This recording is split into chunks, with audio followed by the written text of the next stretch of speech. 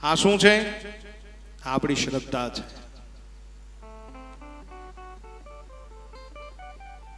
શ્રદ્ધા ક્યારેક વધી જાય, ક્યારેક શ્રદ્ધા ઘટી જાય. અને એની જે શ્રદ્ધા જો વિશ્વાસમાં પરિવર્તિત થઈ જાય તો આ અહર્નિશ ચાલુ થાય. તમને એક વખત ભરોસો બેસી જાય, તમને એક વખત વિશ્વાસ બેસી જાય, પછી શું થાય? બોલે એ નિરંતર શરૂ થાય. બાકી દર શ્રાવણ મહિને શરૂ થાય. હજી નો સમજાવે બીજો દાખલો આપું. શ્રાવણ મહિનો જાય પછી નોરતા આવે, નવરાત્રી.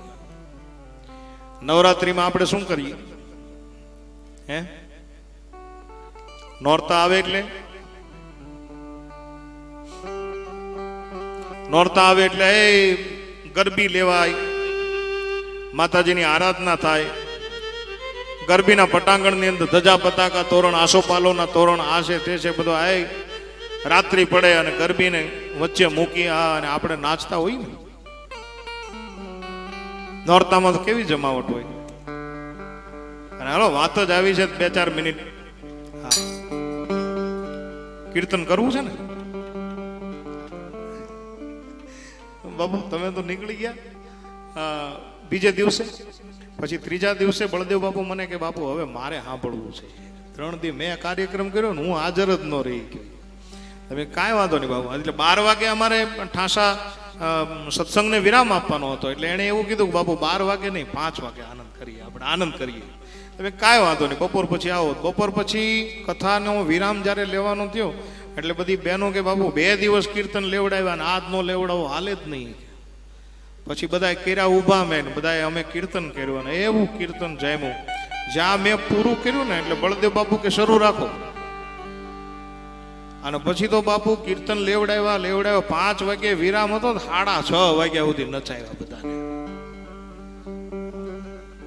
એટલે કથાની અંદર ઘણા બધા વક્તાઓ એવા હોય કે જે ઊભા ન કરે, ભાઈ બેઠા બેઠા ગાઓ.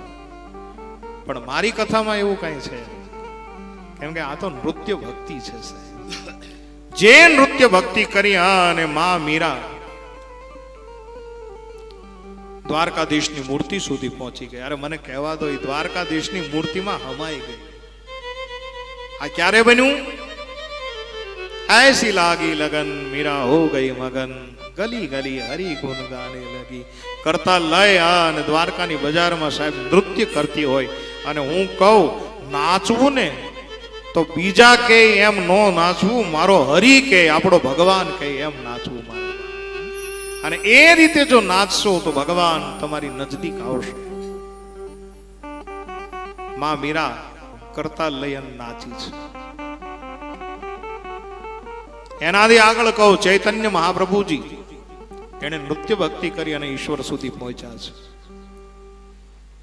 અને નાચવામાં ફેર હોય સાહેબ. તમે ઘરે એમને તમને આમ મોજ આવી હોય ને ટેપ વાગતું હોય ને તમને એમ થાય કે હાલો 2 ઠુમકા મારી લઈને કોઈક ઘરનું જોવે ને તો એ તરત શું કે ખબર, આને ગાંડું આયલું લાગે છે. પણ એનો ઈ નાચવું, તમે જો ઈશ્વરના દરબારમાં નાચો, રામકથાના મંડપમાં નાચો, ભાગવત કથાના કૃષ્ણ કથાના પંડાલની અંદર નાચો, તો એનું ઈ જ નૃત્ય ભક્તિ બની જાય છે અને એની ભક્તિ ભગવાન સુધી પહોંચાડી દે છે.